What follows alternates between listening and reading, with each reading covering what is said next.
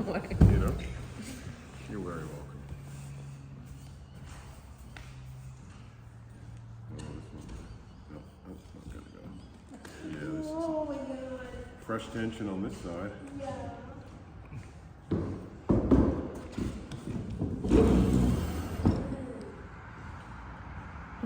Just have a deep breath. Just relax a bit.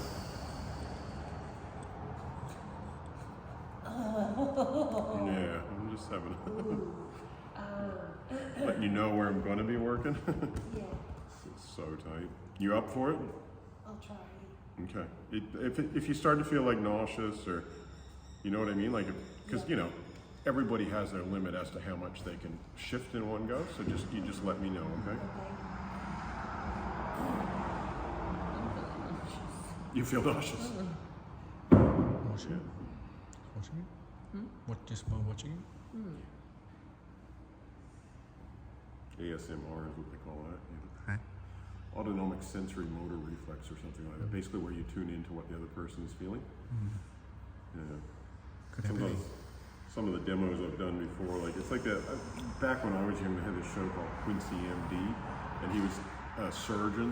You remember that show? You were in my era, but it starts by him demonstrating surgery, you know, and the students all around. You see two of them faint, and you know, just. And sometimes when, like it's like when somebody has a huge emotional release and they're really crying, like from the depths of their soul, you can see it brings up people's stuff, you know what I mean? Because like when a person yawns, but you're accessing a certain wavelength of emotion. But you know, it can be all sorts of, obviously she's gone through a lot of stuff, you know, some quite intense emotion there.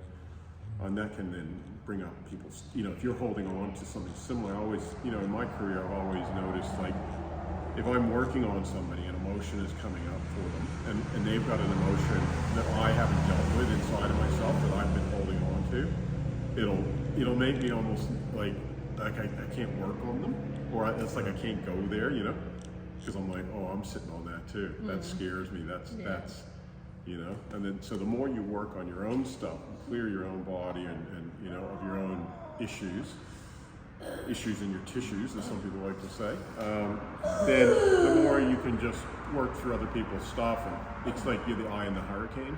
You know, when there's a hurricane swirling around, there's the center that's calm. And as a therapist, that's, you know, you're striving to be like that. It's never a perfection thing. We've all got, you know, I've worked on people that I've never seen the depths of like loneliness, you know, or sadness that they've gone through, you know. So, you know, there's a video of me working on one of my first blind students, John, you know, and he came to Australia from Hungary, and you know, he was a refugee, and he'd gotten machine gun. He was in the Hungarian army. His officer told him to drive across the border and to escape Hungary, you know, and everybody in his truck was killed. That him and the officer were in the front. He was driving, so he had 3 machine gun bullets in his back. Came to Australia as a refugee in the 60s or 70s, you know. And then he had some issues, and he went into the hospital, and they operated on his pineal gland, or the top one, pituitary, pineal. Yeah. And he came out blind. Oh wow. And, you know, and then his wife left him. And so he was living alone in the snowy mountains, and he was my first blind student, you know, and I was trying to teach him with his terror that I had him as such. So I worked on him, and he had this huge emotional release, and he was speaking in Hungarian, and you know, I later somebody, you know, and he was talking about, he was in another world, and it was hard, you know, because I couldn't look into his eyes and connect with him because he was blind. But he had such sadness in him and loneliness, you know, from living in the mountains by himself in a blind world. I mean, you know, and I hadn't dealt with that, you know, so I was crying because his sadness was activating maybe a fear that I had of that loneliness, you know, and I hadn't dealt with that. You know, almost running away from any kind of level of loneliness and sadness, you know. So, you know, I don't think it's unprofessional if something like that happens to let out emotion yourself, you know, because that enabled me to keep working on it, you know.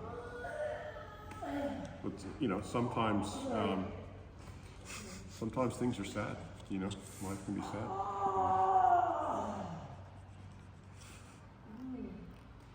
it's kind of like my field of work. I'm just working with people having emotional releases and fucking energy releases all day. When you know,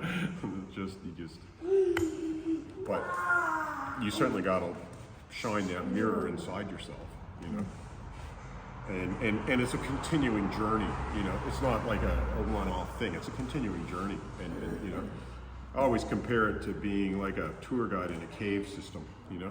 And you certainly don't want to be the tour guide that says, "Go ahead in that cave system into that dark cave that's really scary," without having been in there. You need to be the one going in there and shining the light. You know, that's what I've been here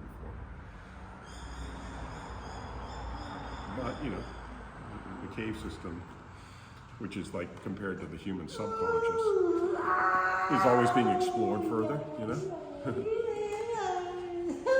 And everyone's subconscious is a little bit different, you know? And there's just sometimes somebody's gone through something and you've never been through it, you know? It's like if you were to go through, you know, I use like the Rwandan genocide or something, you know, and you're working on people and maybe their whole families were killed in front of them. Have I gone through that? Absolutely not. Can I then help somebody that's gone through that and storing that trauma, you know? Yeah, it requires a fair bit of bravery because that's a lot of emotion, you know? It's a lot of emotion that we don't, in a country like Australia, you know what I mean? We don't see that, that level. Oh, got some good clicks there.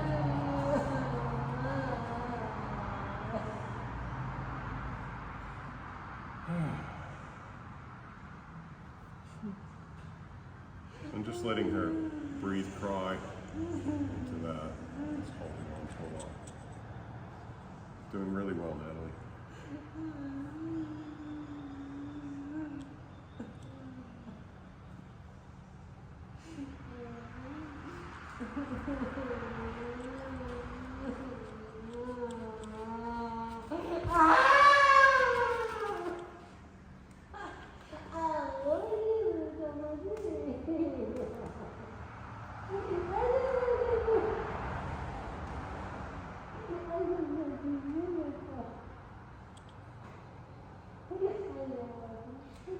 And people could be having, let's say, you know, what she's saying. It's a personal thing, right?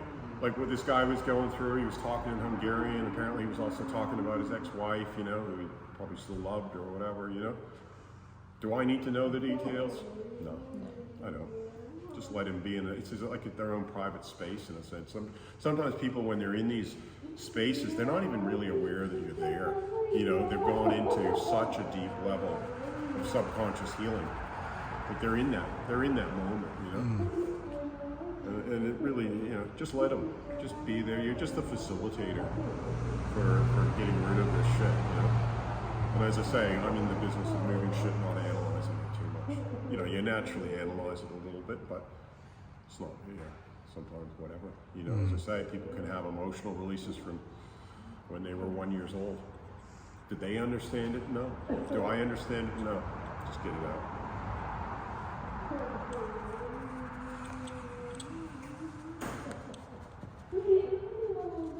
If they want to share it with you, I just lend an ear, you know, and encourage them to breathe into it and let it go. You got to be a bit careful if you're ever, you know, dealing with like spouses getting into some sort of, you know, where if you're treating both a husband and a wife, or husband and husband, or wife and wife, or whatever it may be, right? And they don't, you know, it's like a boss and employee. My boss was really abusive. My employee was, you know, and you just listen and let it go. You know, be careful about giving advice if you're not qualified. You know, yeah, out of our scope. You know, I'm sorry to hear that happen. You know, yeah. This is really nice. Yeah, those toes. They hold so much. They hold so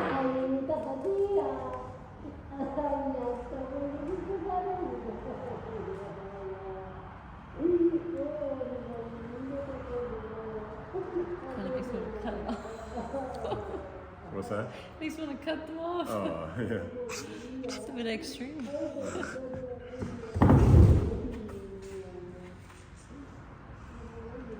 So, and again, just sometimes got to slow down the pace, let her make sure she's breathing into it, processing it.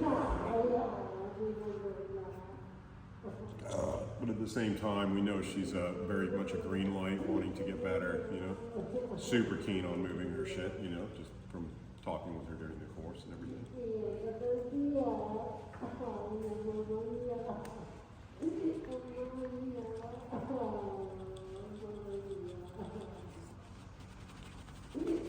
Oh, that was a big, yeah.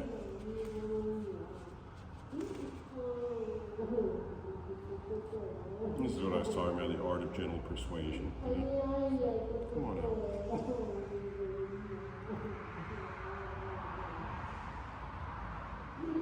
I always say we're coaxing the tension out, we're encouraging it, we're trying to, you know, come on, go.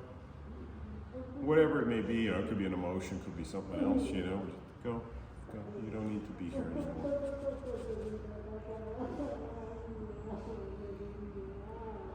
It's the time for transformation, being back to who we really are, separating the wheat from the chaff, you know.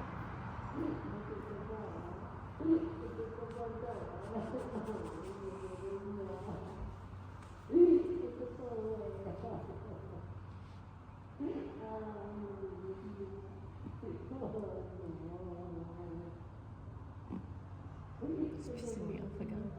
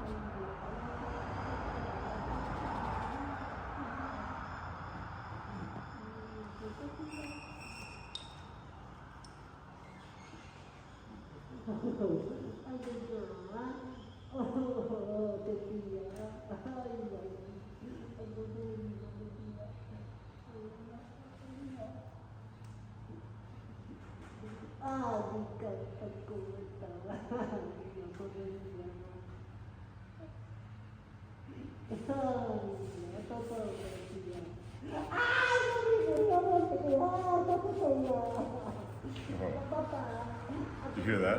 Yeah.